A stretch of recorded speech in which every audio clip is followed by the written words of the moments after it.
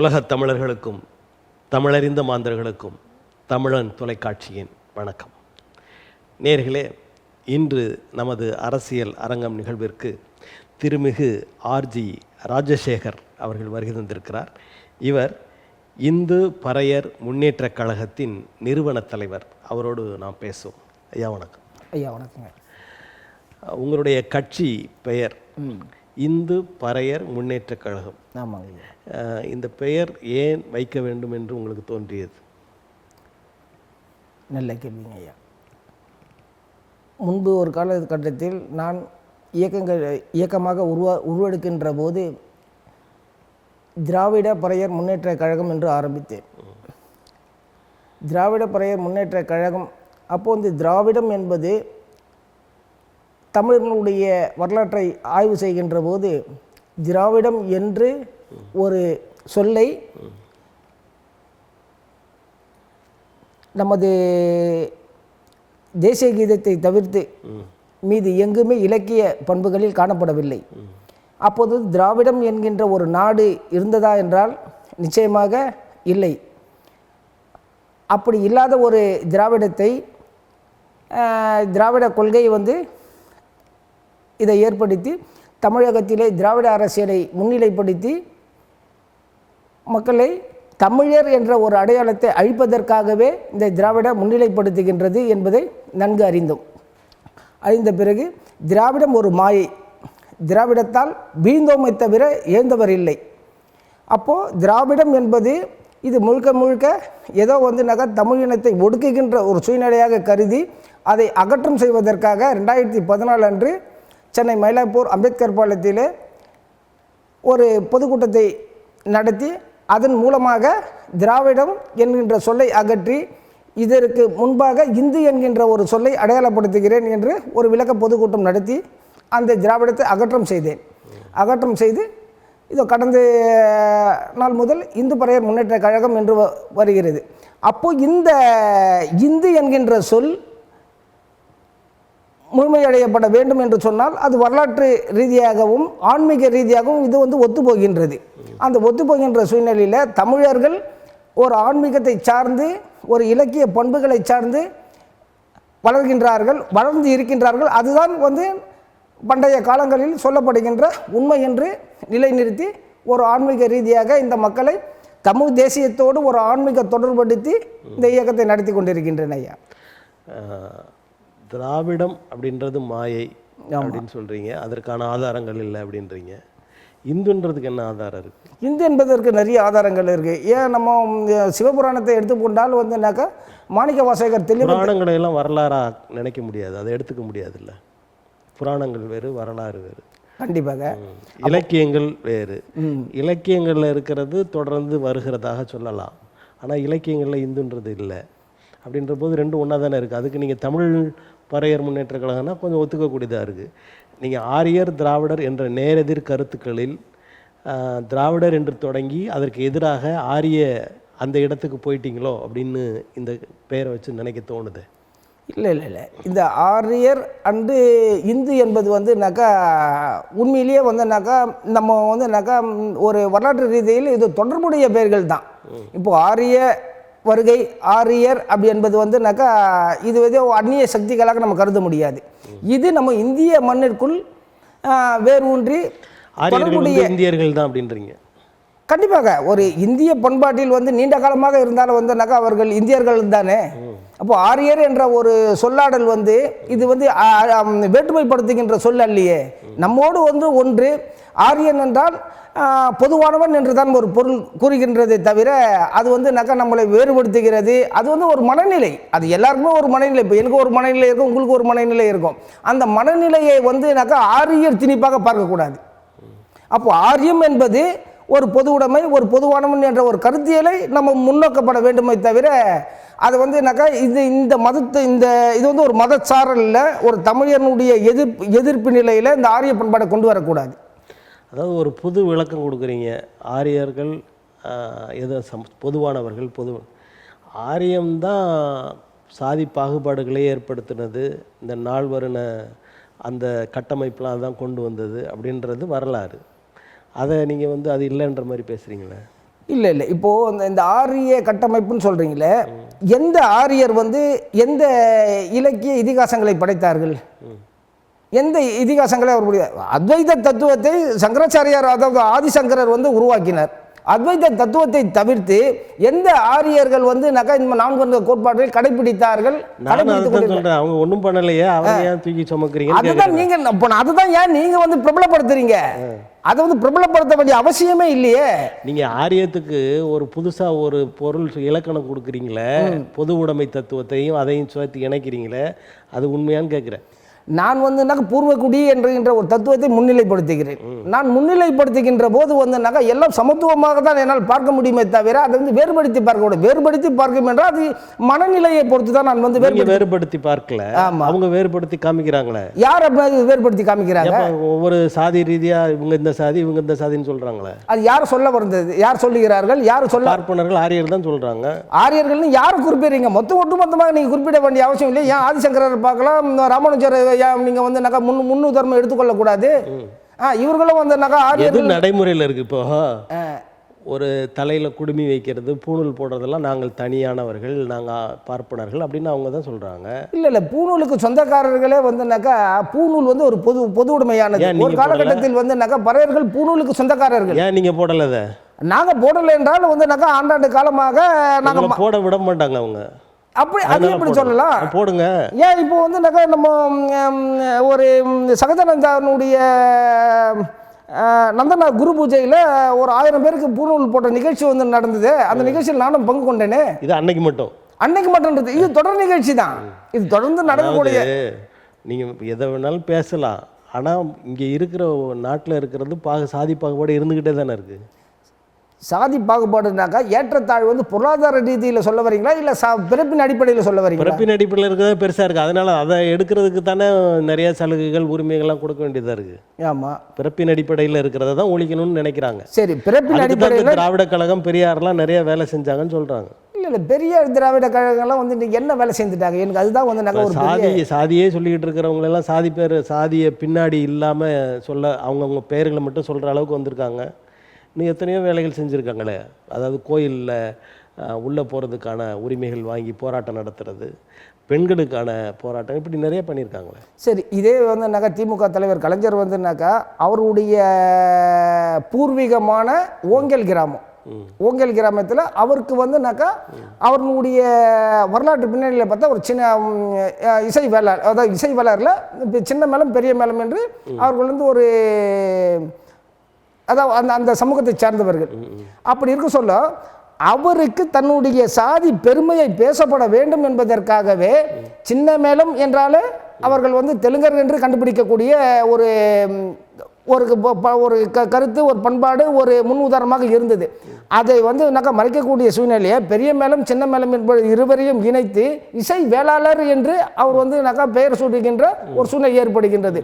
பொருளாதாரத்தில் உயர்ந்து விட்டார், அரசியலில் வந்து விட்டார், தனக்கான வந்து ஒரு இன அடையாளம் மேன்மைப்பட வேண்டும் என்பதற்காக தன்னை மாற்றிக்கொண்டார். ஆனால் பூர்வீகமாக இருக்கக்கூடிய மக்களை திராவிடர் என்றும் உங்களை வந்து வேறு விதமாக இந்த மக்கள் பேசுகிறார் என்று ஒரு கருத்தியலை எடுத்து அதை வந்து முழுமையாக வந்து ஆரியர் மீது பழி போடுவது வந்து ஏற்படுவதில்லை. இதுதான் திராவிட சூழ்ச்சி என்று நாங்கள் வந்து முன்வைக்கிறோம். அவரை சின்ன மேளம் சொன்னது யாரு? சின்ன மேளம் தான். அவர் வந்து தெலுங்கினம் என்றாலே சின்ன மேளம் தான். அவர்கள் வந்து அந்த மாதிரியான பிரிவுகளை கொண்டு வந்தது யார்? அந்த மாதிரியான பிரிவுகள் வந்துனாக்கா இங்கே வந்துனாக்கா ஒரு அதை ஓப்பனாக சொல்லுங்க, பார்ப்பனியம் தான் கொண்டு வந்தது. அதை சாதிய பாகுபாடுகள் எப்படி வந்தது? சாதி பாகுபாடுகள் எப்படி வந்தது? இல்லை இல்லை, சாதிய பாகுபாடு வந்து 4 வர்ண கோட்பாடு. யார் கொண்டு வந்தது? எப்படி வந்தது? இல்லை இல்லை, இது வந்து பிராமணர்கள் கொண்டு வந்தது நீங்க சொல்ல முடியாது. யாரு என்ன அதுக்கான? இது வந்து கிருஷ்ண பகவத்மாவே வந்து கீதையில சொல்றாரு, 4 வர்ணங்களை நான் உருவாக்கினேன், அது என்னாலே வந்து கடவுள் செய்த குற்றம். இல்ல இல்ல, கடவுள் செய்த குற்றம்னாக்க 4 வர்ண கோட்பாட்டை வந்து எதுக்காக கொண்டு வராங்க? பெரியவன் சின்ன இவன் சரியில்லை அப்படின்னு சொல்றது தவறு இல்லையா? எல்லா மனிதரும் ஒரே மாதிரி மனிதன். பிறப்பின் அடிப்படையில் கடவுள் செஞ்சா என்ன, மனுஷன் செஞ்சா என்ன? தப்பு தானே அது. இல்ல இல்ல இல்ல, இது 4 வர்ண கோட்பாடு எப்படி கொண்டு வராங்கன்னாக்கா கொண்டு வர தத்துவ நிலை நல்ல கேட்டீங்க. இது வந்து தத்துவ நிலை. அதை தான் சொல்றேன். நாம வந்து தத்துவம் எதற்கு? மனிதனை சமமாக மதிக்காத தத்துவம் எதற்கு? இது இல்லை கொஞ்சம் அப்படி பார்த்துங்க. அதாவது ஒரு தத்துவ நிலைன்னு சொன்னாக்கா, இப்போ நம்ம வந்து பிறக்கிறோம். பிறந்த பிறகு வந்துனாக்கா நாமளே வந்துனாக்கா எழுந்து நடப்பதில்லை. ஒரு ஒரு ஒரு ஆடு மாடுகள்லாம் வந்து பிறந்த உடனே எழுந்து நடக்குது. நமக்கு வந்துனாக்கா போதனை செய்யணும், நமக்கு வந்து வழிநிலை, அதாவது வந்துனாக்கா ஒழுங்குமுறைப்படுத்தணும். அப்போ அந்த ஒழுங்குமுறைப்படுத்தி நம்ம வந்து அப்பா அம்மாவுக்கு குழந்தைங்க பிறந்த உடனே அந்த குழந்தைங்களுக்கு வந்துனாக்கா அம்மா சொல்லு அப்பா சொல்லு இந்த மாதிரி வந்துனாக்கா நடக்கணும், கையை பிடிச்சி கூட்டின்னு போகணும். இந்த மாதிரியான நிலை தான், அந்த நிலையை தான் அந்த 4 வர்ண கோட்பாடு இந்த மனிதனுடைய பரிணாம வளர்ச்சியில் இதனுடைய அடிப்படையில் இவங்க இருக்கணும். அதாவது வந்து சிந்திப்பு திறனை வந்துனாக்கா பிராமணன் என்பதும், ஒரு வீரனை வந்துனாக்கா சத்திரியன் என்பதும், வியாபாரம் செய்வர்களை வந்துனாக்கா வைசியன் என்பதும், இந்த குடிகளாக இந்த மக்களுக்கு வந்து உணவு உற்பத்தி செய்பவர்களை சூத்திரன் என்பதும் இதனுடைய இப்படி எல்லாத்துக்கும் வேலை செய்யற இந்த சூத்திரனையா தலையில இருந்து பிறந்தான்னு சொல்லக்கூடாதா? தலையில இருந்து எப்படி பிறக்க முடியாது? தலையில இருந்து யாரும் பிறக்க முடியாது. தலையில இருந்து பிறந்தானே சொல்றாங்க. இது தலை என்பது சிந்திப்பு, அதுதான் இப்ப சொன்னேன் நானு. படிப்படியாக ஒரு மனிதனுக்கு வந்து வாழ்வியல் போதனை இது. சிந்தனை, வீரம், தொழில், அடிமை தொழில் எல்லாமே அடிமை தொழில் இந்த மனிதனுக்கு தான் இது வரும். இல்ல அடிமை தொழில் அது சொல்லக்கூடாது. அதாவது உழவு தான் நம்ம பார்க்கணும். இது வந்து எந்த ஒரு வேதத்திலேயே வந்து பிறப்பால் ஒருவன் வந்து தாழ்ந்தவன் என்று எந்த வேதத்திலையும் சொல்லப்படலையே. என்னை பொறுத்த வரைக்கும் நான் கண்ட சொன்னீங்க கிருஷ்ண பரமாத்மா சொன்னாருன்னு. கிருஷ்ண பரமாத்மா வந்து மனித வாழ்வியல் வந்து சுத்திகரிப்பு, அதாவது மனிதனுடைய பரிணாம வளர்ச்சியில இப்படியெல்லாம் இருக்கணும், ஒரு சிந்திப்பு திறன் இருக்கணும், ஒரு வீரம் இருக்கணும். இங்க வந்து வியாபார தளத்துக்கு வந்து ஒரு மனிதன் ஒரு வியாபார தளத்துக்கு அங்கங்க வந்து பரவலாக பல வியாபாரங்கள் செய்யணும். இங்க குடிகளாக இருக்கக்கூடிய விவசாயம் பெருக்கணும். அப்போ விவசாயிகளாகவும் அந்த விவசாயத்தை கொண்டு போயிட்டு வியாபாரம் செய்கின்ற தத்துவமாகவும், ஒரு ஒரு பாதிப்பு என்றால் அதை எதிர்க்கக்கூடிய வீரனாகவும் தத்துவத்தை இவங்க சாதியாக்கிட்டாங்க. இவங்க சாதியாக்கிட்டாங்கன்ட்டு நீங்க யாரை சொல்ல வரீங்க? இல்ல இப்ப சாதின்னு பேரே இப்ப இந்த சாதி பிறப்பால் வந்தது எந்த காலகட்டத்துக்கு இது வந்து முன்னெடுக்கப்பட்டது? சாதியம் என்று வந்துனாக்கா எந்த காலகட்டத்தில் முன்னெடுக்கப்பட்டது? நீங்க தான் சொல்லணும். எங்களுக்கு நாங்க சாதியை வேணாம்ல சொல்றோம். நீங்க சாதி இப்போ நான் கூட வந்துனாக்கா எல்லாமே சமத்துவமா சுயசாதி பெருமை பிற சாதி நட்போட இருக்கணும்னு தான் எங்களுக்கும் ஆசை. அப்போ சுயசாதி என்பது சாதி இருக்கணும்னு நினைக்கிறீங்க. சாதி இருக்கணும் அப்படின்னு சொன்னா தானே வந்து வரலாறு இருக்கும். நான் அது சொல்றேன், நான் சாதி இருக்கணும். சாதியை வந்து யாராலையும் ஒழிக்க முடியாது. அப்ப நீங்க திராவிடத்துக்கு எதிரானவர் தான். திராவிடம் எதிரானது தான். திராவிடம் என்பது வந்து திராவிடம் சாதியை பொருட்படுத்துறதுல சாதி வேணான்னு சொல்லுது, நீங்க சாதி வேணும்ன்றீங்க. சாதி வேணாம்னு சொன்னாக்கா இன்னைக்கு வந்து யார் யார் அவங்க வீட்டில் வந்து பொண்ணு கொடுக்க தயாரா இருக்கிறாங்க? எல்லா சாதியிலையும் பொண்ணு எடுத்திருக்காங்க. யார் எடுத்திருக்காங்க? அந்த நீங்க முதலமைச்சரை சொல்றீங்களா? முதலமைச்சர் குடும்பத்தில் எல்லா சாதிகாரங்களுமே இருக்காங்க. சரி சரி, இப்போ வந்து ஒரு சாதிகாரங்களுக்கு ஒரு பொண்ணு கொடுக்க சொல்லுங்களேன், கொடுப்பாங்களா? நீங்கள் போய் கேட்கணும். இல்லை நீங்கள் அதுவும் பரிந்துரை செஞ்சீங்கன்னாக்கா நம்ம அதுக்கு வர்றதுக்கான தயார்வு நிலைப்படுத்தலாம். அதாவது சாதி இல்லை, சாதி வேண்டாம் அப்படின்னு சொல்றது திராவிடம். சாதி என்பது வந்து அதாவது சாதி ஆதிக்கம் வேண்டாம்னு நாம் சொல்கிறோம். ஆனால் சாதி வேணும்.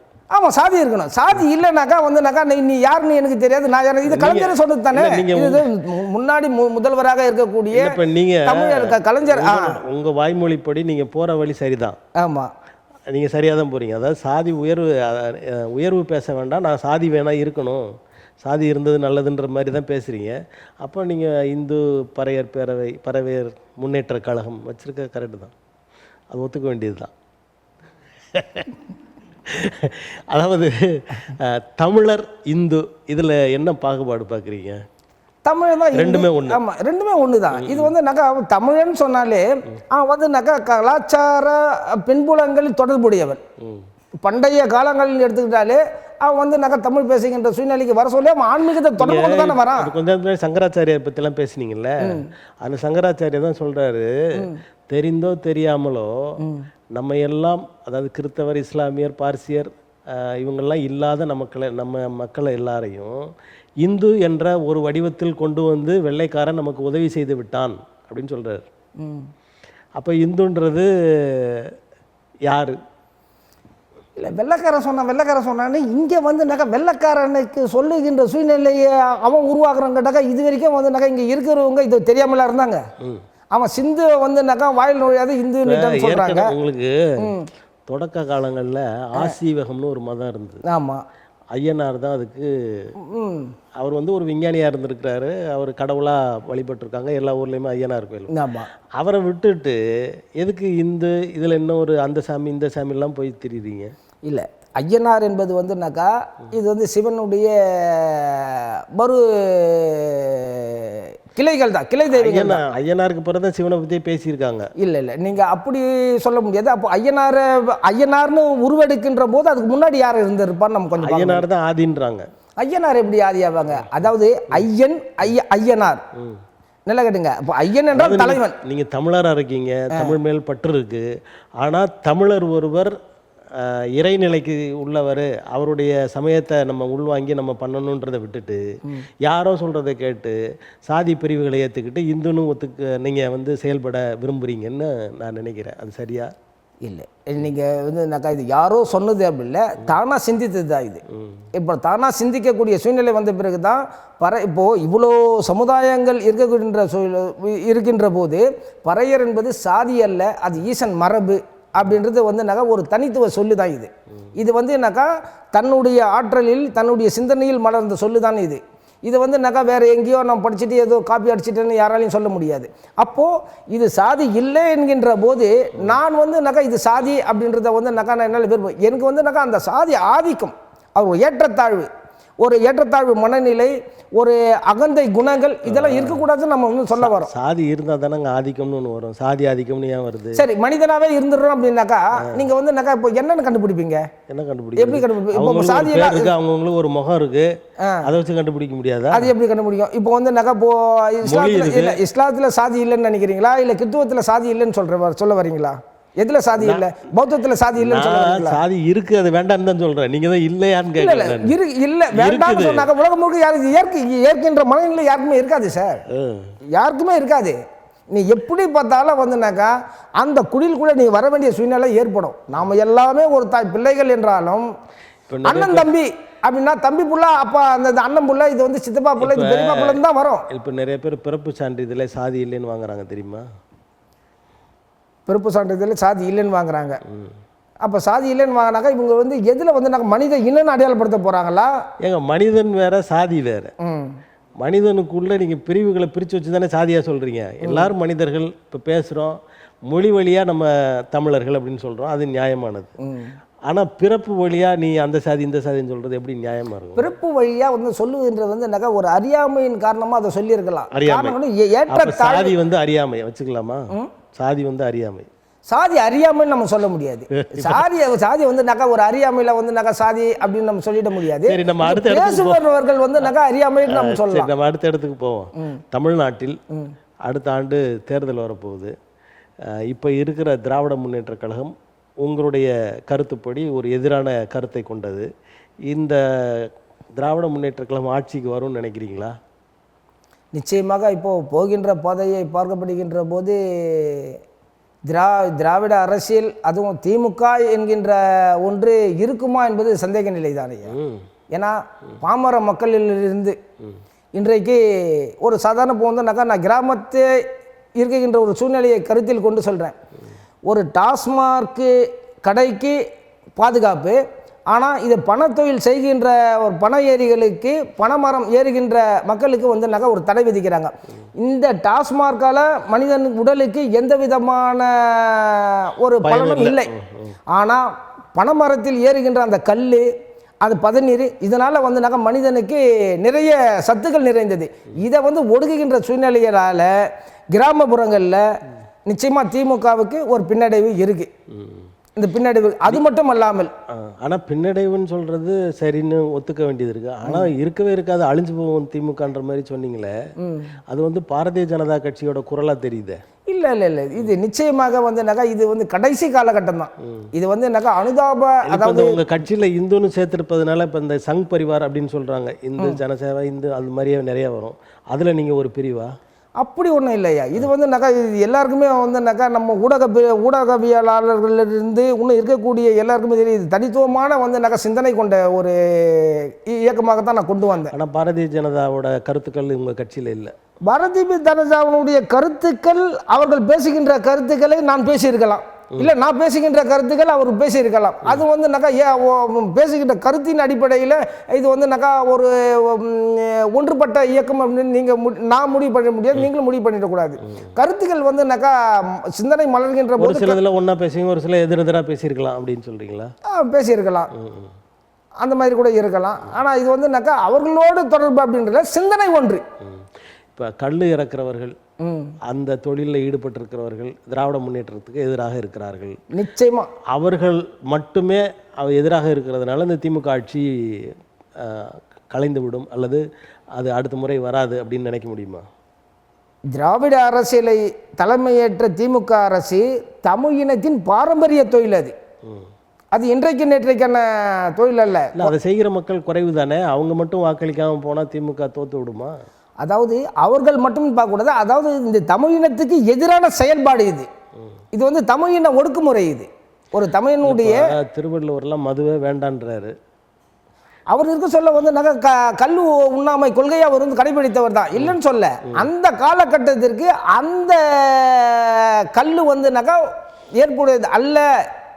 அது வந்து போதை இது கலந்த ஒரு சூழ்நிலை இருக்குதுன்றது கல் உண்ணாமை கொள்கையை கொண்டு வந்தது வள்ளுவர் கொண்டு வந்தது உண்மை. ஆனா அந்த கல்லுக்கு நிறைய விஷயங்கள் இருக்கு. ஆனா இப்ப கொண்டு வந்து இருக்கின்ற அரசு மதுபான கடைக்கு தீமைன்னு ஒத்துக்கிறோம். ஆனால் திருவள்ளுவர் சொன்ன கல் உண்ணாமை மறுபடியும் தொடர்ந்து வரல. நீங்கள் இந்த பனைமரத்து கல் மாத்திரம் குடிக்கலான்னு ஏன் சொல்கிறீங்க? பனைமரத்து கல்லுன்றதை விட வந்து கல்லாக இல்லாமல் பதநீராக இருக்கலாமே, அதுக்கு ஒப்புதல் கொடுக்கலாம் இல்லையா? அதுக்கே ஒரு தடை வேணும் போடணும். கல்லாக இறக்கித்தானே பதநீராக மாற்றுறாங்க. கல்லுலேயே மேலேயே வந்து பதநீராக மாற்றுறாங்க. சுண்ணாம்பு தடவி. ஆமாம், சுண்ணாம்பு தடவி அது வந்து பதநீராக இருக்கலாம். பதநீராக இருக்குன்னா அதுலேருந்து வந்து பனக்கற்கண்டு, பனை வெல்லம் எல்லாமே தயாரிக்கலாமே. அதில் வந்து ஆசைப்பட்டவங்க ஒரு ஒரு ஒரு இது கல்லா கூட குடிக்கலான்ற ஒரு ஆசை இருக்கும். நான் நேரடியாக பேசுகிறேன், ஒரு ஆசை இருக்கும். அதுக்கே நீ தடை விதிக்கணும். அதுக்கும் இந்த மதுவுக்கும் உள்ள வேறுபாடுகள் நம்ம பார்க்கணும் இல்லையா? இப்போ அதெல்லாம் தடை, அதாவது டாஸ்மாகை திறந்து வேலை நடக்குது, விற்பனை பண்ணுறாங்க. ஆனால் முதலமைச்சர் வந்து அந்த ஊடகங்கள் எல்லாம் பேசுகிறாரு, அதாவது நீங்கள் வந்து குடிக்கக்கூடாது, குடி வந்து உடம்புக்கு நல்லதில்லை, குடும்பத்துக்கு நல்லதில்லைன்னு சொல்கிறார். தொட்டிலையும் கிளி, அதாவது குழந்தை கிளி விட்டு தொட்டிலை ஆட்டுகின்ற சூழ்நிலை இது வந்து ஒரு சின்ன குழந்தை கூட தெரியும். மதுக்கடைகளை வந்து திறந்து வச்சுட்டு அதுக்கு வந்து பாதுகாப்பும் போட்டுவிட்டு, இது மட்டும் இல்லாமல் 24 மணி நேரமும் கிடைக்கின்ற சூழ்நிலாம் இருக்குது. மது விற்பனை அமோகமாக நடக்கணும். பேசிங்கன்னா அப்படி பேசுவேன். அதாவது குழந்தைகள் விட்டு தொட்டில் ஆட்டுகின்ற சூழ்நிலை தான் இது தமிழக முதல்வனுடைய அந்த இந்த திராவிட முன்னேற்ற கழகம் இந்த டாஸ்மாகை வந்து பெரிய அளவில் கொண்டு போகுது. அப்போ இந்த கட்சி இருக்கக்கூடாது, இந்த ஆட்சி இருக்கக்கூடாது அப்படின்னு நினைக்கிறீங்க. வேற எந்த ஆட்சி வந்தால் அந்த மதுவெல்லாம் ஒழிப்பாங்கன்னு நினைக்கிறீங்க? அதாவது ஜஸ்டிஸ் நீதி கட்சி மறைவுக்கு அதாவது பிறகு உதயமான திராவிட கட்சிகளிலிருந்து அண்ணாதுரை, அதன் துணை கொண்டு வந்து கலைஞர், எம்ஜிஆர், ஜெயலலிதா, இப்போது வந்து இருக்கின்ற ஸ்டாலின் ஐயா அவர்கள் வரைக்கும் இது வரைக்கும் இந்த சமூகத்துக்கு என்ன செய்திருக்கிறாங்க? இந்த சமூக மாற்றத்துக்காக என்ன செய்திருக்கிறாங்க? இன்னும் செய்யலை. அதாவது இந்த மக்கள் வந்து ஆன்மீகத்தை, அதாவது இந்து மதத்தை எதிர்கொண்டு உருவானது தான் இது. பிராமணர் அல்லாத ஒரு இயக்கமாக உருவெடுத்தது ஜஸ்டிஸ். அதிலிருந்து தான் இது வந்தாங்க. இன்னைக்கு பிராமணர் இல்லாமல் திமுக ஆட்சி, திமுக கலைஞர் இயங்கி இருக்கிறாரா? இயங்கி இருக்கிறாரா? எல்லாத்துலேயும் அந்த மக்கள் வேணும். ஆனால் எதிர்ப்பு மட்டும் ஏன்? அதுலேருந்து கலக்கின்ற அதை வந்து ஒரு விஷயம்னு சொன்னாக்கா அந்த விஷயத்தை வந்து யார் வந்து அதை வந்து சீரமைக்கணும்? ஒரு ஆட்சி அதிகாரத்தில் இருக்கக்கூடியவர்களுக்கு அந்த பவர் இருக்கா இல்லையா? அந்த பவர் இருக்கின்ற சூழ்நிலையினால அந்த விஷயத்தை கலைக்காமல் இது வரைக்கும் வந்து சீரமைக்கணுன்றீங்க. இப்போ இந்த சாதின்னு சொன்னீங்க இல்லையா? இந்த அப்போ அனைத்து மக்களும் அர்ச்சகர் ஆகக்கூடிய சூழ்நிலை கொண்டு வந்தாங்க. எந்த மக்களுக்கு நீ வந்து அர்ச்சகர் பதவி நீ கொடுத்துருக்கிறீங்க? அதான் ஏற்கனவே உள்ளே இருக்கிற பார்ப்பனை விட மாட்டேங்கிறாங்களாமே. அதாவது நீங்கள் ஒருத்தருடைய அதை இவங்க பண்ணால் கூட கோர்ட்டுக்கு போகிறாங்க. கோர்ட்டில் அங்கே இருக்கிற அந்த நீதிபதிகளாக பார்ப்பனராக இருக்காங்க, அவங்களுக்கு ஆதரவாதம் தீர்ப்பு கொடுக்குறாங்க. அப்படின்ற போது சாதாரண மக்கள் அதாவது கோயிலுக்குள்ளே போக முடியல, அங்கே பூசை செய்ய முடியலன்னு சொல்கிறாங்க. இப்போ வந்து எல்லாருமே பிராமணர்களாகவே வந்து நீதிபதிகளாக இருக்கிறாங்களா? அதிகபட்சம். அதிகபட்சம். இது வந்துனாக்கா நீங்கள் வந்துனாக்கா இது வந்துனாக்கா திராவிட பார்வையிலேருந்து கேட்கக்கூடிய கேள்வி இது. நான் உங்கள்கிட்ட இருந்து பதிலை பெறுகிறேன், அதனால் எதிராக தான் நான் கேட்பேன். ஆமாம், நீங்கள் உரிய பதிலை கொடுங்க. அந்த மாதிரி சொல்ல முடியாது. இது வந்துனாக்கா நீதிபதிகளை பொறுத்த வரைக்கும் அதாவது ஒரு தலைபட்சமாக எந்த நீதிபதியும் நீதி வழங்கியது இல்லை. ஒரு கருத்தியலை கொண்டு அதனுடைய சாராம்சம் அதனுடைய நீதி தன்மையை கொண்டு தான் நீதி வழங்கி இருக்கிற நீதிபதிகள். ஆமாம், பல பேர் என்னங்க அரசுக்கு ஆதரவாக தீர்ப்பு சொல்லிடுறாங்க. அரசு என்ன நினைக்குதோ அதை தீர்ப்பாக சொல்கிறாங்க. அவங்களோட பதவி காலம் முடிஞ்சோடனே அரசு அவங்கள கூப்பிட்டு இன்னொரு பதவியை கொடுக்குறாங்க. இப்போ கடந்த சந்திரசூட் அவர்கள் கூட ஒரு பதவி கொடுத்துருக்காங்க. அப்படி பதவி வேணுன்றதுக்காக சரியோ தவறோ அரசாங்கம் என்ன சொல்லுதோ அதை செயல்படுத்திட்டு போகிற ஆட்களும் இருக்கத்தானே செய்கிறாங்க. நீதிபதிகளே இந்த மாதிரி செயல்பாடுகள் இருக்குன்னு வச்சுங்க. இப்போ அண்ணா திராவிட முன்னேற்ற கழகம் வந்தால் இந்த மது ஒழிந்து விடும் அப்படின்னு நினைக்கிறீங்களா, இல்லை எல்லாமே திராவிடமே மொத்தமாக இருக்கக்கூடாதுன்னு நினைக்கிறீங்களா? இது மது ஒழிந்து விடும் நம்ம சொல்ல முடியாது. அதாவது மது ஆலைகள் யார்கிட்ட இருக்குது? மது ஆலையை நாங்கள் மூட வேண்டிய சூழ்நிலை ஏற்பட்டால் தான் மது ஒழிக்க முடியும். அப்போ மது ஆலைகள் எல்லாமே என்னுடையதாக இருக்க சொல்ல கடைகளை மூடு அப்படின்னு சொல்கிறது நாங்கள் ஒரு புரோஜனமற்ற செயல். அது நாக்கா பேச முடியாது. அப்போ மது ஆலையை எப்படி மூடுவது? மது ஆலை தேவையா தேவையற்றதா? அந்த ஒரு பக்கம் பார்க்கணும்.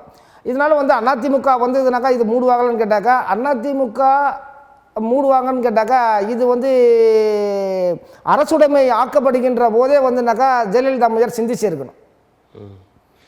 ஒரு மது கடைகளை அரசுடைமை ஆக்குவது எந்த விதத்தில் அரசு ஏற்று நடத்துவது. ஆமாம், அரசு ஏற்று நடத்துவது அவங்க சிந்திச்சிருக்கணும். அவங்க இது ஏற்புடையதா, இதில் மக்கள் நாளைக்கு இதுவே கேள்வி ஒரு பாதிப்புக்கு உள்ளாகுமா என்ற ஒரு நிலையை அவங்க நினச்சிருந்தாங்கனாக்கா இது ஏற்றிருக்க மாட்டாங்க.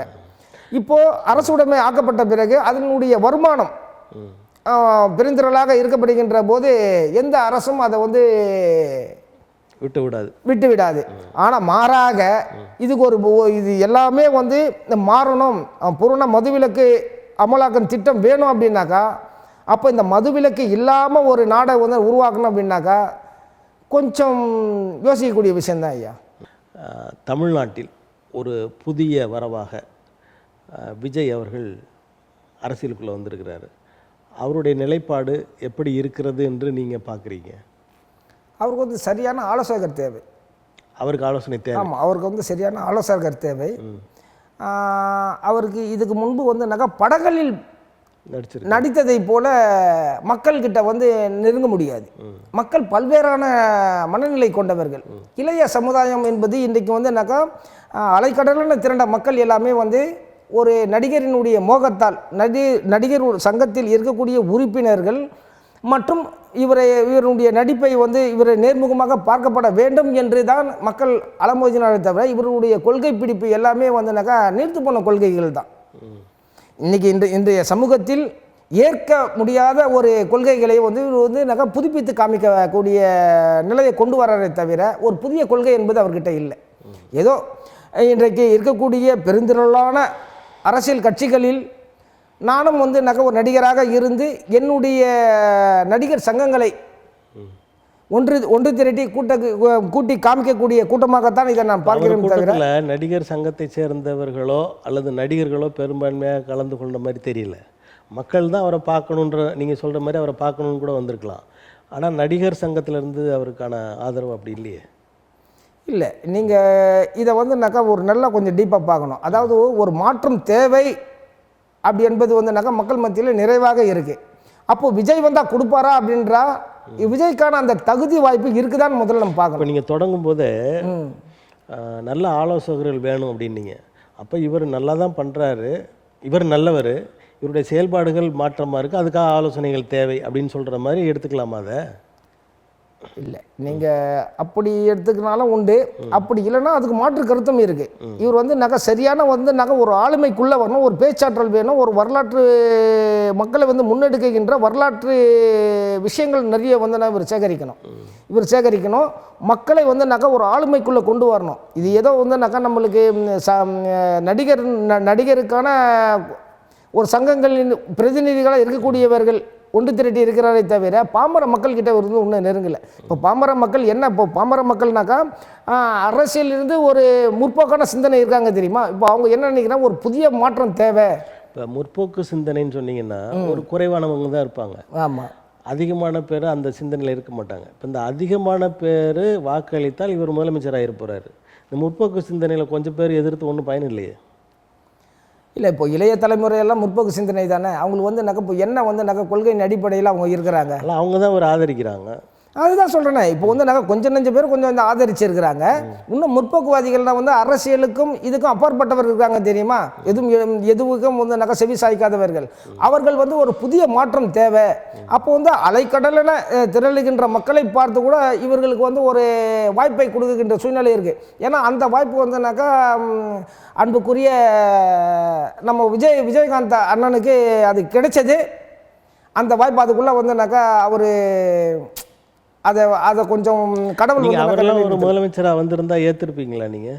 புரியல. அவர் முதலமைச்சராக வந்துட்டு ஆட்சி செய்திருந்தா அவருக்கான ஆதரவுலாம் நீங்கள் கொடுத்துருப்பீங்களான்னு கேட்குறேன். விஜயகாந்த் நிச்சயமாக அவர் வந்து மக்களுக்கான உழைக்கணும்னு நினச்சவர். இப்போ திமுகவை பேசும்போது தெலுங்கர்னு சொல்கிறீங்க, அவரையும் தெலுங்கர்னு தான் சொல்கிறாங்க.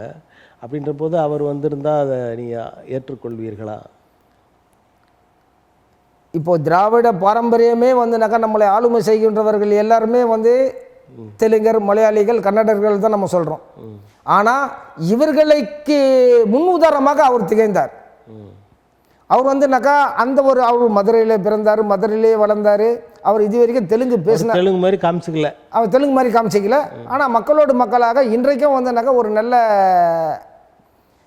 ஒரு அந்யோன்யமாக இருந்து மக்களுக்கு ஏதாவது செய்யணும். இவர்களை விட முன்னுதாரணமாக இருந்த காரணத்தினால் அவரை சொல்ல முன்னிலைப்படுத்துகிறேன். இப்போ அந்த அளவுக்கு கூட விஜயால் வர முடியாது அப்படின்றீங்களா? விஜயகாந்த் அவருடைய அந்த ஆளுமை அல்லது அவருக்கு இருந்த செல்வாக்கு விஜய்க்கு இருக்காது அப்படின்னு சொல்கிறீங்களா? நம்ம உடனே முடிவு பண்ணிட முடியாது. இப்போ வந்து காலம் பொறுத்திருந்து அவருடைய அடுத்த ஸ்டெப்பு என்ன பண்ண போகிறாரு, எப்படி வந்து அவர் வந்து அடுத்த நிலைக்கு வந்து எப்படி வந்து வரப்போகிறாரு, எப்படி என்ன கருத்தை முன்வைக்க போகிறாரு, இந்த தேர்தல் அறிக்கையில் இவர் என்னென்ன வாக்குறுதி கொடுக்க போகிறார் என்பது தான் பொறுத்திருந்து நம்ம பார்க்கலாம். விஜய் அவர்கள் வருவதை நீங்கள் வந்து வரவேற்கிறீங்களா? அரசியலுக்குள்ளே வந்திருக்காரு, இதை ஒரு நல்ல விஷயந்தான், வர வேண்டியதான்னு சொல்கிறீங்களா, இல்லை வேண்டாம் தேவையில்லாத வேலைன்றீங்களா? இல்லை, வர வேண்டிய அவசியம்தான். இந்த காலகட்டத்துக்கு நிச்சயமாக வந்து விஜய் அவர்கள் வருவது வந்து வரவேற்கக்கூடியது. யாரையுமே நம்ம வந்து வரக்கூடாதுன்னு சொல்கிறதுக்கு நமக்கு அதிகாரம் இல்லை. இது ஜனநாயக நாடு. அதிகாரம் இல்லை, ஆனால் கருத்துக்களை சொல்வதற்கு அதிகாரம் உண்டு தானே. ஆமாம், இப்போ கருத்துக்கள்னாக்கா இப்போ அவர் வந்தது வரவேற்கக்கூடியது. இன்னும் அவர் வந்து அதாவது வந்து தனிமைப்பட்டு நிற்பாரா, இல்லை தனித்துவமாக நிற்பாரா, அல்லது வந்து எந்த அணியோடு அவர் வந்து கூட்டு வைக்கிறார் என்பதை வந்து மக்கள் பொறுத்திருந்து அதற்கான அவர் மாநாடு நடத்தும்போது எல்லா தலைவர்களையும், அதாவது நீங்கள் சொல்கிற சாதி வேணும்னு சொன்னீங்களே, அந்த சாதிகளுடைய தலைவர்கள் அப்படின்னு அவர் நினைச்சாரோ இல்லை மக்கள் நினைக்கிறாங்களோ அந்த மாதிரியே தலைவர்கள் எல்லா இதுலேயுமே வச்சுருந்தார். அப்படின்ற போது எல்லாருக்குமான கட்சி தமிழக வெற்றி கழகம் அப்படின்றத மக்களுக்கு சொல்ல வர்றார். அப்படின்ற போது அவருடைய வருகையும் அதன் மூலமாக அவர் பெற இருக்கும் வெற்றியும் உறுதி செய்யப்படத்தான் வேண்டும் அப்படின்னு நினைக்கிறீங்களா? இது ஒரே குட்டையில் ஊர்ன மட்டைகள் போல தான். பெரியாரையும் வந்து திராவிட அரசியல் காமிச்சாச்சு, அம்பேத்கரையும் திராவிட அரசியல் காமிச்சாச்சு. இன்னாண்ட இருக்கக்கூடிய உங்களுக்கு வெவ்வேறு இல்லை. இப்போ அம்பேத்கர் வந்து எல்லாரும் பொதுவாக இருக்கணும், எல்லாருக்கும் சமத்துவம் வேணும்னு நினச்சவர். திராவிடம் வந்து அது தனி. அது இல்லாமல் தேசியத்தை பற்றி காமராஜர் அவர்களை கொண்டு வராரு, வீரத்துக்காக வேலுநாச்சியார், அஞ்சலை அம்மாள் இவங்களெல்லாம் வச்சுருக்காரு. அப்போ எல்லாருக்குமான தலைவர் நான் அப்படின்னு அவர் காண்பிக்க முற்படுகிறார். எல்லாத்துக்குமான தலைவர்கள் தான் இருக்கிறாங்களே. இவர் வந்து இது புதுசாக வந்து காமிக்க போகிறார். புதிய கொள்கை என்ன, புதிய பேச்சு என்ன, புதிய மாற்றம் என்ன, அதை தான் சொல்கிறார். நான் எல்லாருக்குமான தலைவன், எல்லாருக்குமான கட்சி என் கட்சி அப்படின்னு சொல்ல வர்றார். எல்லாருக்குமான கட்சி தான். இப்போ நம்மளும் தான் வந்து அந்த மாதிரி வந்து எல்லாம் வைக்கிறோம். இவர் வந்து செல்வந்தராக இருக்கிறாரு. இப்போ நீங்கள் ஒரு பிரிவை காமிச்சிட்டீங்க உங்களோட கட்சியில். இந்துன்னு ஒரு பிரிவை காமிக்கிறீங்க, பறையர்னு ஒரு பிரிவை காமிக்கிறீங்க. ஆனால் அவர் அப்படி இல்லை, பொதுவான கட்சி அப்படின்றார். அது எப்படி வந்து பொதுவான கட்சி? அப்போ அவரும் நான் பிரிவாக தான் நான் பார்ப்பேன். நான் அப்படியா? ஆமாம், அவரும் நான் பிரிவாக தான் பார்ப்பேன். அவர் யார், அவருடைய பின்னணி என்ன. அப்போ அவர் தலைவராக வருகிறார் என்று சொன்னால் அப்போ என்னால் தலைவராக வர முடியலன்னு சொன்னாக்கா அது வந்து என்ன காரணம்? அப்போ என்ன சாதியாக பார்க்கின்ற அந்த மனுநீதியை நான் எதிர்க்கிறேன். நான் தான் சாதி இல்லைன்னு சொல்கிறேனே. அந்த மனுநீதி யார் கொண்டு வந்தது? அதுதானங்க நான் முன்னாடியே சொன்னேன். அந்த மனுநீதி என்பது வந்து மனுநீதி அதாவது மனுநீதி எழுதியது அது. அது மனுநீதிக்கு நம்ம அதில் போனோம்னாக்கா நிறைய பேசிக்கிட்டே இருக்கலாம். இன்றைக்கி அதுக்கு அது வந்து நாட்கள் போதாது. நம்ம அந்த மனுநீதியை நான் எதிர்க்கிறேன்றேன். சரி, இப்போ நீங்கள் அதாவது இந்து பறையர் அதுக்கான ஒரு முக்கியத்துவம் கொடுத்து இந்த கட்சியை தொடங்கிருக்கீங்க. இந்த இந்து பறையர்னு சொல்லும்போது இந்த இடத்துல வந்து மிகவும் வலிமையான ஒரு எழுச்சி மிக்க தலைவர் திருமாவளவன் அவர்கள். அவர்களுடைய வழியில் நீங்கள் பயணிக்கிறீங்களா? அவங்களுக்கு ஆதரவு கொடுப்பீங்களா? அந்த மாதிரி சிந்தனைகள் எதுவும் உண்டா உங்களுக்கு? இல்லை, இது வந்து முழுக்க முழுக்க திருமாவளவனுடைய அண்ணனுடைய கொள்கைக்கும் எங்களுடைய கொள்கைக்கும் முரண்பாடு உண்டு. அவர் வந்து தமிழ் தேசியம் அப்படின்பார், தமிழ் தேசியத்தினுடைய கொள்கையை காமிக்க மாட்டார். பௌத்தம் என்பார், பௌத்தத்தினுடைய கொள்கையை பேச மாட்டார். அவர் வந்து சமயத்துக்கு ஏற்றாவது போல் ஒவ்வொரு சூழ்நிலைக்கு ஏற்றவாறு ஒரு கொள்கையை பேசின்னு இருக்கார். அவருக்கு அனைத்தும் தெரிகிறதா, தெரிந்து தான் செய்கிறாரா, அல்லது வந்துனாக்கா இது சமயத்துக்கான அரசியலா என்பதை வந்துனாக்கா நாங்கள் பார்த்துக்கிட்டு தான் இருக்கோம். சமயத்துக்கான அரசியல் அது.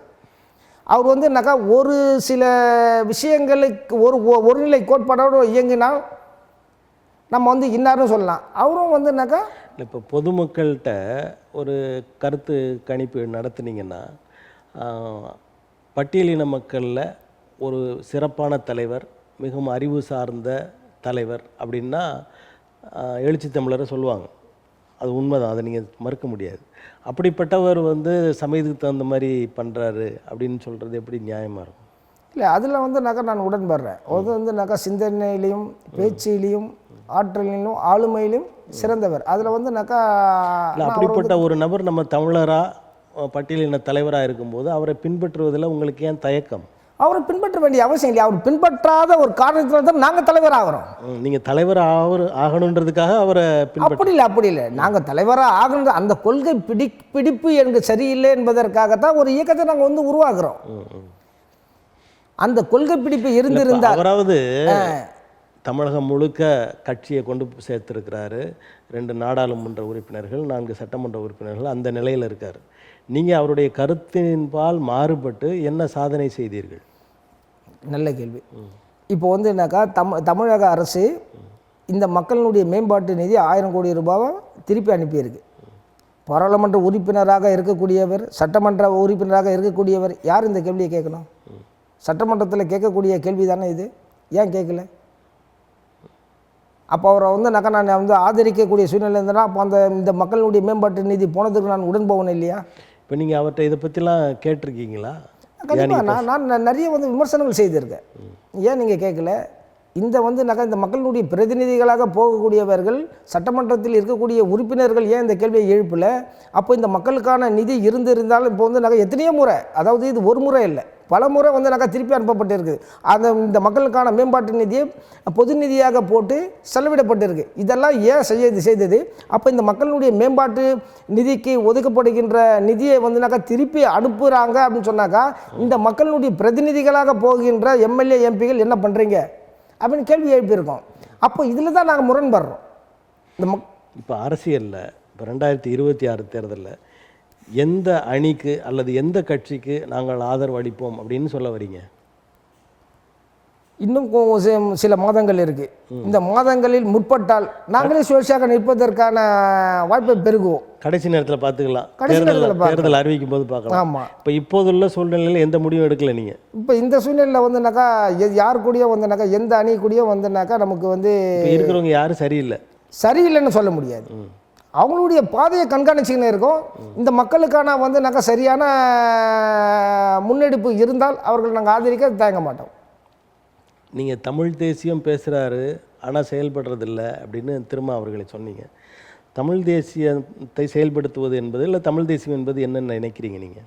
இல்லை, தமிழ் தேசியம் என்பது தமிழர்களாக இருக்கக்கூடியவர்களை தமிழர்கள் என்ற ஒரு அடையாளப்படுத்தாமல் தலித் என்றோ பட்டியலினம் என்றோ ஆதி திராவிடர் என்றோ அடையாளப்படுத்துவது நீங்கள் தான் சாதி வேணும்னு சொன்னீங்க, அதனால தான் அப்படி அடையாளப்படுத்தி கிடக்கு. இல்லை, இந்த சாதிக்கும் இந்த பெயருக்கும் என்ன வித்தியாசம் இருக்குது? இப்போ நான் வந்து என்னை வந்து பறையர்னு சொன்னாக்கா என்னை பறையர்னு சிவக்குள்ள பறையர்னு அடையாளப்படுத்து. அப்போ அதுக்குள்ளே நான் வந்து மேன்மைப்படுவேன். நீ வந்து பட்டியலினும் தலித் திராவிடன் சொன்னாக்கா என்னுடைய வரலாறு ஒடுக்கப்படும். அப்போ நான் வந்து பொருளாதாரத்தில் ஒரு தாழ்வு நிலையில் இருப்பவர்களை ஒரு குழுவாக உருவாக்கி, அதாவது அதுக்குன்னு ஒரு பேர் பட்டியலினும் பேர் வச்சு அவங்களுக்கான நல்வாழ்வுக்காக உயர்வுக்காக இந்த அரசாங்கம் செயல்படுறதுக்காக தானே அந்த பேர் வச்சுருக்காங்க. அது நல்ல விஷயம் தானே. அதாவது பட்டியல்படுத்தப்பட்ட, அதாவது இந்த பொருளாதார நிலையில் வந்து பாதிக்கப்பட்டவர்கள் பட்டியல்படுத்தப்பட்டு இருக்கு. அப்போ அது வந்து பட்டியல்படுத்தப்பட்டதை வந்து பட்டியலாகவே பார்க்கலாம். ஆனால் இங்கே இருக்கக்கூடிய இனத்தினுடைய பெயரை வந்து அது பட்டியல் இனத்தோட தொடர்பு படுத்தி பார்க்கக்கூடாது. இது என்பது தனி. இப்போ வந்து உட்பிரிவுகளாக இருக்கக்கூடிய சக்கிலிய மக்களை அருந்ததியர்கள் என்று நம்ம வந்து இன்னைக்கு அரசு கட்சியில் ஏறி போச்சு. பல்லர் என்கின்ற ஒரு சகோதர இனத்தை தேவேந்திர குல வேளாளர்னு அறிமுகப்படுத்தப்பட்டது. அப்போ இந்த பறையர் என்கின்ற ஒரு இனத்தை மட்டும் ஏன் சிவக்குல பறையர்னு அடையாளப்படுத்துவது இல்லை? நீங்க அதுக்காக போராட்டம் அதுக்கு தானே இப்போ வந்து அதுக்கு தானே இந்த இயக்கத்தை மூலமா நம்ம வந்து அந்த செய்திகளை வந்து பிரபலப்படுத்திக்கின்னு வரோம், விழிப்புணர்வு கொடுத்துக்கின்னு வரோம். இப்போ பறையர்னு சொல்றது இழுக்கு, சிவகுல பறையர்னு சொல்றது உயர்வுன்னு நினைக்கிறீங்களா நீங்க? அப்படி இல்லை. பறையர் என்கின்ற வந்து சொல்லு வந்து எங்கிருந்து வந்ததுன்னு நம்ம பார்க்கணும். அப்படி வருகின்ற போது அது சிவனோடு தொடர்புடையது சிவகுலம். பறையர் சம்பந்தப்பட்ட தலைவர்களே பறையர் அப்படின்னு சொல்றத பெருமையா நினைக்கிறாங்க. நீங்க அதை வந்து பேரை மாற்றணும்னு நினைக்கிறீங்க? இல்லை. இப்போ இங்கே தான் வந்து நீங்கள் வந்து இப்போ பறையர் அப்படின்னு சொன்னாக்கா இது ஏதோ வந்து இந்த பறையரில் 2 விதமான விஷயத்தை கொண்டு போகிறாங்க. ஒரு ஆன்மீகம் இல்லாத ஒரு பறையராக கொண்டு போவது, ஒரு ஆன்மீகம் சார்ந்து ஒரு அறிவு சார்ந்து. சரி, இவ்வளோ பேசுகிற நீங்கள் உங்கள் கட்சியிலேயே அந்த சிவனை கொண்டு வரல? சிவனை கொண்டு வந்திருக்குமே. எங்க பெயர்லயே இல்லையே, வெறும் பறையர் தானே இருக்கு. இல்லையே, சிவன் இந்து பறையர் தானே. இல்லையே, சிவன் இருக்குமே. சிவனை முன்னிலைப்படுத்தாம இப்போ உங்க இந்த பாருங்க, இந்து பறையர் முன்னேற்ற கழகம் தானே இருக்கு. ஆமா ஆமா. இந்து இப்போ இந்துன்னு, அதாவது இந்து என்றாலே வந்து ஒரு ஆன்மீகத்தை தொடர்புடைய சிவன் அர்த்தமா? ஆமா, இந்துனால வந்து முதல் கடவுள் அவர் தானேங்க. அவருக்கு பிறகு தானே மீதி எல்லாருமே. இந்துத்துவ பேசுறவங்க சண்டைக்கு வர போறாங்க. எதுக்கு வாதம் செய்யட்டும், வரட்டும். யார் வர சொல்றீங்க? வந்து பேசுவோம். பாரதிய ஜனதா கட்சிக்காரங்கெல்லாம் வருவாங்க. பாரதிய ஜனதா கட்சிக்கிட்ட வந்து இப்போ யார் வர போறாங்க? இப்போ என்ன கருத்தியல் பேச போறாங்க? அவங்க இதுக்கு எதிர்க்க உங்களுக்கும் அவங்களுக்கும் நிறைய உடன்பாடு உண்டா? என்னுடைய கொள்கையை நான் பேசியிருக்கேன், அவங்களுடைய கொள்கையை பேசியிருக்காங்க, அவ்வளவுதான். இப்போ ஏதாவது ஒரு இடத்துல இப்போ நானும் நீங்களும் ஒரு தமிழர் அப்படின்ற ஒரு புள்ளியில் சேருவோம். ஆமாம். நீங்கள் வேற ஊருக்காரு, நான் வேற ஊருக்காரு, அங்கே விலகுவோம். இப்படி மாற்றங்கள் இருக்கும். அது மாதிரி பாரதிய ஜனதா கட்சியோடு உங்களுக்கு ஏதாவது உறவுகள் எந்த புள்ளியில் இணைவீர்கள்னு கேட்குறேன். நான் வந்து ஒரு ஆன்மீகம், தேசியப்பற்று, ஆன்மீகம், இதனுடைய தேசியப்பற்று பேசுகிறது தமிழ் தேசியப்பற்றா இல்லை இந்திய அளவில் இருக்கிற தேசப்பற்றா? ஆன்மீகப்பற்று. ஆன்மீகத்தால் வந்து இந்தியாவை ஒருங்கிணைக்க முடியும். இது வந்து மொழியாலே ஆன்மீகம். நீங்கள் இந்துவை எதுக்குறீங்க? இங்கே நிறைய சமயங்கள் இருக்கு. அதாவது கிறிஸ்தவம் இருக்குது, இஸ்லாம் இருக்குது, சீக்கியர் இருக்குது, பார்சி மக்கள் இருக்காங்க, பௌத்தர்கள் இருக்காங்க, இந்த ஜைன மக்கள் இருக்காங்க, எத்தனையோ சமயங்கள் இருக்குல்ல. அதெல்லாம் தேவையில்லை, இந்து மக்கள் தான் முக்கியம்னு நினைக்கிறது எப்படி சரியாக இருக்கும்? அப்படி இல்லை, இதனுடைய பிரிவுகள் தான் எல்லாமே. அதாவது இந்து சமயத்தின் பிரிவுகள் தான் இதெல்லாம். ஆமாம், கண்டிப்பாக. இதை வந்து யாராலையும் மறுக்க முடியாது. ஒரு புதிய விளக்கமாக தான் இருக்குது. இல்லை, புதிய விளக்கம். இதனுடைய பிரிவுகள் தான். இயேசுநாதர் 18 ஆண்டுகள் வந்து இந்தியாவில் இருந்திருக்காரு. அங்கே தான் வந்து ஞானம் பெற்றிருக்காரு. நபிகள் நாயகம் 18 ஆண்டுகள் இருந்திருக்கிறாங்க. புத்தர் வந்து இங்கே தான் வந்து ஞானம் பெற்றாரு. நிறைய விஷயங்கள் நம்ம வந்து எடுத்துக்காட்டு சொல்லலாம். அதுக்கெல்லாமே தாயினமாக ஒரு தாய் வழிகாட்டியாகத்தான் நம்ம இந்து மதத்தில் இருக்குது. வேறு யாரும் நாங்கள் வந்து பிரித்து பார்க்கலையே. அதாவது நம்ம என்ன சொல்கிறோன்னா, ஒரு நல்லிணக்கம் வேணும், மத நல்லிணக்கம் வேணும். ஆனால் மத அகந்தை வேண்டான்னு தான் நம்ம வந்து சொல்ல வரோம். இப்போ அண்ணா திராவிட முன்னேற்ற கழகம் திமுகவோட அவங்க அந்த கட்சியில் வந்து நிறைய ஆன்மீகவாதிகள்லாம் இருக்காங்க. கடவுளை வந்து ரொம்ப எதிர்க்க மாட்டாங்க அவங்களாம். அந்த மாதிரியான கட்சி ஆட்சிக்கு வந்தால் உங்களுக்கு அது வந்து சாதகமாக தானே அமையும். அவங்களுக்கு நீங்கள் ஆதரவு கொடுத்தா என்ன? அதாவது நாங்கள் வந்து ஒரு நிலையில் இருக்கோம் இப்போ கூட வந்து ஒரு மீட்டிங் போட்டோம். அந்த மீட்டிங்கில் வந்து ஒரு சில கோட்பாடுகள், ஒரு கொள்கைகளை வகுத்து நம்ம வந்து பேசியிருக்கோம். நம்ம வந்து இத்தனை ஆண்டுகள் ஆகிப்போச்சு. இத்தனை ஆண்டுகளில் வந்து இது வரைக்கும் நம்ம வந்து ஒரு தனித்துவமான ஒரு ஒரு தேர்தல் பாதையை நம்ம நெருங்கலை. இப்போ வந்து தேர்தல் பாதையை நெருங்கணும். நம்ம ஒரு தேர்தலுக்கான ஒரு அங்கீகாரம் நம்ம வந்து பெறணும், அதுக்கான வந்து விழிப்புணர்வே நம்ம வந்து பெறணும் அப்படின்னு சொல்லிட்டு ஒரு சில விஷயங்கள் பண்ணிக்கின்னு வரோம்.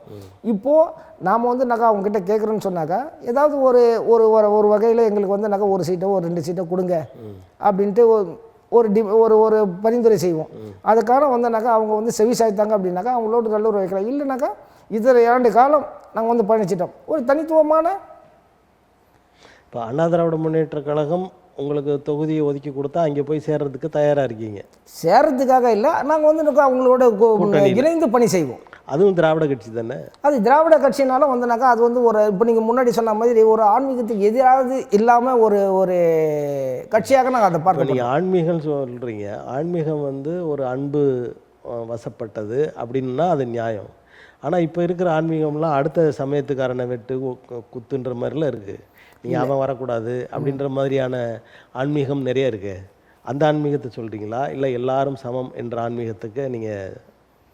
அவரவர் வழிபாட்டு முறையில் அவரவர் இருக்கணும். இப்போ அங்கேருந்து வந்துனாக்கா இப்போ இன்றைக்கி திருப்பரங்குன்றத்தில் போய் நான் கோவிலை கட்டிட்டு இப்போது அந்த வந்துனாக்கா அந்த மலையில் வந்துனாக்கா நான் பன்னியை வெட்டுவேன், நான் ஆடை வெட்டுவேன், நான் மாடை வெட்டுவேன், நான் பிரியாணி சாப்பிடுவேன்றது வந்துனாக்கா ஏற்புடையதான். இந்த தமிழர்கள் வந்து இந்த ஆடு வெட்டுறது கோழி வெட்டுறதுலாம் தமிழர்கள் கிடையாதா? இல்லை, அதுக்கான வந்துனாக்கா கோவில்கள் இருக்குது. இப்போ வந்து ஐயனார் கோவில், முருகன் அதெல்லாம் விரும்புறது இல்லையா? திருப்பரங்குன்றம் முருகன் கோவிலில் வந்து அது நடந்துக்கிட்டு தானே இருந்திருக்கு. அதாவது தமிழர்களோட பண்பாடு அப்படித்தானே இருந்திருக்கு. சரி, சிக்கந்தர் வந்துனாக்கா அந்த வந்து ஒரு ஒரு மசூதியை வந்துனாக்கா அங்கே கட்டிட்டு அந்த மசூதிக்குள்ளே ஏன் வந்துனாக்கா அந்த கோவில் மலையில வந்து அந்த புனிதத்தை கெடுக்கிற மாதிரி தானே இருக்கு. ஏங்க அப்போ அதாவது சாப்பாடு உணவு வந்து புனிதம் கெட்டு போகுமா? நீங்கள் தமிழராக இருந்தால் பேசுங்க. சாப்பாட்டு விஷயத்தில் நீங்கள் எதை சாப்பிட்றீங்க, அந்த சாப்பாட்டுனால புனிதம் கெட்டு போயிருமா? நீங்கள் சாப்பாடை வந்துனாக்கா சாப்பாடாக சாப்பிடணும். அதில் வந்துனாக்கா அங்கே போயிட்டு ஒரு ரத்த பலியிட்டு, அதாவது இது வந்து பார்ப்பனிய அடிமைவாதிகள் பேசுகிற மாதிரி இருக்கு. இல்லை இல்லை, நீங்கள் இப்போ வந்துனாக்கா போய் நீங்கள் அதை வந்துனாக்கா அதில் என்ன பார்த்துருக்கீங்க? இப்போ நான் உணவை எப்படிங்க தீர்மானிப்பீங்க? உங்களுக்கு விரும்புகிற உணவை நீங்கள் சாப்பிட்றதுக்கு உங்களுக்கு இது எல்லா உரிமையும் உண்டு தானே? ஆமாம். அப்படின்ற போது ஏன் அதை தடுக்கிறீங்க? அங்கே வந்து நீங்கள் உணவை சாப்பிடுவதால் எங்களுக்கு வந்து எந்த ஒரு தடையும் இல்லை. அங்கே வந்து மாமிசம் கலந்த உணவை சாப்பிடுறது தான் எங்களுக்கு வந்துனாக்கா மாமிசத்தை உண்ணக்கூடாதுன்னு யார் சொன்னது? அங்கே வந்து போயிட்டு நான் வந்து ஆடை வெட்டுவேன். ஏங்க இல்லை, நம்மளுடைய பரம்பரையிலே இருக்கு. கடவுள்னாக்கா என்னங்க இது? கடவுள்னா அனைத்து உயிர்களிலும் இருப்பவன் தான் கடவுள். அப்போ பௌத்தத்துக்கு மாறணும், இல்லை ஜைன சமயத்துக்கு மாறிடணும். நான் சொல்றேன் பிரிவு தானே அது. தமிழ் தேசியம், தமிழர்கள் அப்படின்னு பேசும்போது நமக்கு வந்து சிறு தெய்வ வழிபாடெல்லாம் இருக்கு. அதுக்கு கோழி வெட்டுற ஆறு வெட்டுலாம் தொடர்ந்து இருக்கு, கண்டிப்பா இருக்கு. அதை வேண்டான்னு சொல்றதுக்கு நீங்க யாரு? அந்த மாதிரி வந்து சிறு தெய்வ வழிபாட்டு இடத்துல வந்து நீங்க வெட்டலாமே. முருகபுரம் அதாவது 6 படை வீடுகளில் முதல் படை வீடு. அப்பேற்பட்ட திருப்பரங்குன்றத்தில் வந்து நாங்கள் வந்து அங்கே வந்து ரொம்ப மதிக்கக்கூடிய இடம், ரொம்ப வந்து மன அமைதிக்கும் மன வேண்டுதலுக்கும் போகின்ற இடம். அந்த இடத்துல வந்து ரத்த பலியிட்டு இது வந்து வேண்டுமென்ற கலவரத்தை தூண்டுகின்ற செயல் தானே அவர்கள் செய்தது. அதாவது இத்தனை ஆண்டுகள் இல்லாத ஒரு விஷயம் திமுகவினுடைய ஆட்சியில் செய்வதற்கான காரணம் என்ன? இது மத மோதலுக்கான உருவெடுப்பா இல்லை அமைதிக்கான நிலையாது? இது வந்து தொடர்ந்து மாமிசங்கள் சாப்பிடுகிற அந்த நிகழ்வுகள்லாம் நடந்துக்கிட்டு தான் இருந்திருக்கு. நீங்கள் புதுசாக சொல்கிறது வந்து இது வரைக்கும் கண்ணுக்கு தெரியலையே. அது நீங்கள் இன்னைக்கு இந்த ஆட்சியினுடைய காலகட்டத்துக்கு உருவெடுப்பதற்கு காரணம் பாரதிய ஜனதா கட்சியினர் இதை வேண்டுமென்றே இதை வந்து சமய மாற்றுக்கு, அதாவது சமய பிரச்சனையை தூண்டுவதற்காக கொண்டு வராங்கன்னு சொல்கிறாங்க. அப்போ திமுகவினுடைய எம்பி போவதற்கான காரணம் என்ன? அந்த நிகழ்வில் கலந்து கொண்டாரு. எந்த எம்பி போனார்? அந்த இஸ்லாமிய கூட்டணி. அப்படி சொல்லிட முடியாது. இல்லைப்பா, அங்கே ஒரு பள்ளிவாசல் இருக்குல்ல, அவங்க செய்கிறத செஞ்சுட்டு போகிறாங்க. உங்களுக்கே அந்த பிரச்சனை? பள்ளிவாசல் எப்போ உருவாக்கப்பட்டது? இல்லை, இதுக்கு முன்னாடி இருந்து திமுக ஆட்சிக்கு முன்பு இருந்த அண்ணா திமுக ஆட்சியில் இல்லையா? ஒரு சட்டம் இருக்குது 1947க்கு பிறகு எந்தெந்த இடத்துல எப்படி இருந்தோ அப்படியே இருங்கன்னு சொல்லியாச்சு. நீங்கள் இதுக்கு முன்னாடி நாங்கள் இருந்தோம், அதுக்கு முன்னாடி அவங்க இருந்தாங்க, இப்படி சொன்னீங்கன்னா இந்த இந்துக்களுக்கு முன்னாடி யார் இருந்தான்னு பார்க்கணும். இன்னும் கேட்டிங்கன்னா இந்த தொல்பொருள் ஆராய்ச்சிலாம் பண்ணுறாங்கல்ல, அதில் எந்த தெய்வ சிலையும் காணலை. அப்போ கடவுளே இல்லைன்ற ஒரு நிலையில் தான் தமிழ்நாடு இருந்திருக்கு. அப்போ அந்த இடத்துக்கு போயிடுவோமா? எல்லா கோயில், சர்ச்சு, தர்கா எல்லாம் க்ளோஸ் பண்ணிடலாமா? இல்லை, நீங்கள் அப்படி சொல்ல முடியாது. ஒரு வரைமுறைக்கு வரணும்ல. 47க்கு பிறகு இருந்த மாதிரி இருங்க, அதை தான் அவங்க பயன்படுத்திக்கலான்றாங்க. அதுபடி நடக்க வேண்டியதானே. எதுக்கு புதுசாக ஏதாவது பண்ணுறீங்க? நீங்கள் அதுக்கு முன்னாடி யார் இருந்தது தெரியுமா அப்படின்னு ஏன் கேட்குறீங்க? இல்லை, இதுக்கு முன்னாடி யார் இருந்தாலும் இப்போ வரலாற்று ரீதியாக தான் நம்ம வந்து அதை வந்து பார்க்கணுமே தவிர வந்து இதுக்கு முன்னாடி இருந்தது இருந்து பண்ண போட்டோம். அந்த பிரச்சனையை கலப்புவது திமுக ஆட்சியிலேயே. இப்போ வந்து திமுக பிடிக்காதவங்க மாதிரி ஆளுங்க தான் கலப்புறீங்க. அப்படி இல்லை. இப்போ நம்ம இவர் சட்டின் பேர் வர மாட்டேது. நான் வந்து 100 ஆண்டுகள் பழமையான கோவிலை இடித்தேன், நான் அந்த கோவிலை இடித்தேன் அப்படின்னு சொன்னார் டிஆர் பாலு. இது வந்து அவருடைய பேச்சு வந்து சர்ச்சைக்குரிய பேச்சு பார்க்குறீங்களா, இல்லை வந்து இது வந்து நல்லிணக்க பேச்சா பார்க்குறீங்களா? அவர் இடிச்சாருன்னு சொல்கிறாரு. அவர் வாயாலே இருக்குங்களே. அதாவது இந்த இடித்தேன் அப்படி சொல்லியிருக்கிறதா தெரியல, சொல்லியிருந்தால் கூட நீதிபதிகளே இது இடையூறாக இருக்கிறது அந்த மாதிரியான, இப்போ ஒரு இடத்துல ஒரு சின்ன புற்று இருக்கும், உடனே அது பெரிய கோயில் ஆகிடும், அது போக்குவரத்துக்கு பாதகமாக இருக்கும் அப்படின்ற இடத்துல நீதிமன்றமே தலையிட்டு அதை எடுக்க சொல்கிறாங்க. அது நியாயமானது தானே? அது நீதிமன்றம் சொல்கிறது வந்து மீடியாக்களை சொல்லணும்னு அவசியம் இல்லையே. அது வந்து இப்போ எவ்வளோ கோவில்கள் இடிச்சாங்க, அது வந்து நமக்கு வந்து போக்குவரத்துக்கு இடையூறாக இருக்குது. தேசிய நெடுஞ்சாலைத்துறை எடுத்திருக்காங்க. அதுக்கான வந்து இடம் மட்டும் வந்து மசூதிகள் இடிக்கப்பட்டிருக்கலாம், இல்லை சர்ச்சைகள் இடிக்கப்பட்டிருக்கலாம். Right, okay. நம்ம வந்து அது வந்து அரசினுடைய ஆணைக்கு நம்ம புறம்பாக பேசவில்லை. ஆனால் டிஆர் பாலு பேசியது, நான் வந்து 1000 ஆண்டுகள் பழமையான கோவிலை இடித்தேன், 200 ஆண்டுகள் பழமையான கோவிலை இடித்தேன், நான் வந்து அரசியலில் எப்படி இந்துக்கள் கிட்ட ஓட்டு வாங்க முடியும் என்பது வந்து ஒரு மத ரீதியான வந்து இது வந்து ஒரு கலவரத்தை தூண்டுகின்ற சூழ்நிலை தான் சொல்லியிருக்க மாட்டாரு. நீங்க எதை புதுசா சொல்ற மாதிரி இல்லைங்க.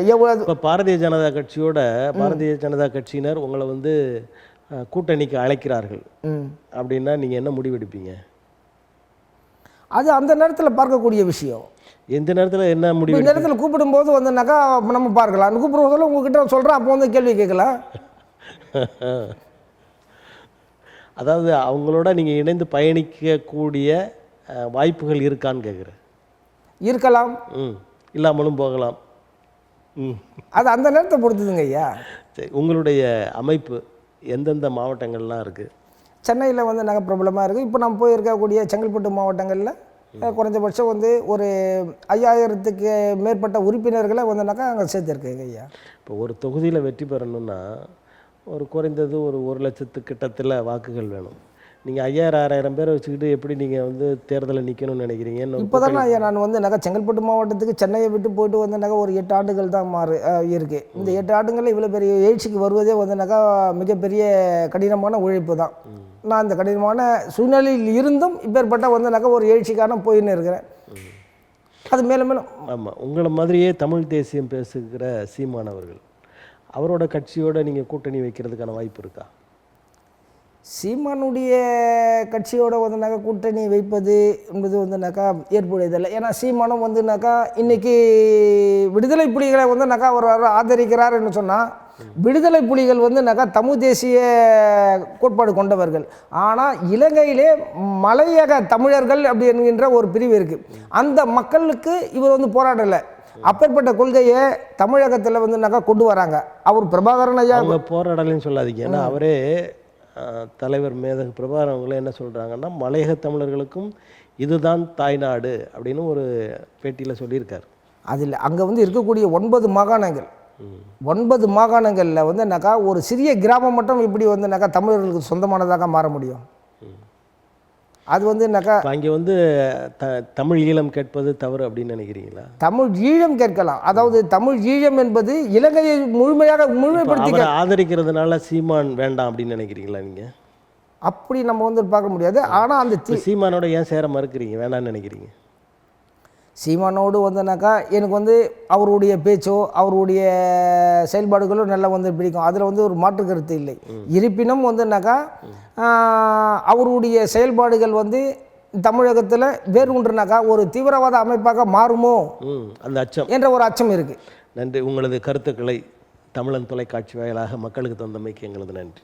நன்றிங்க ஐயா.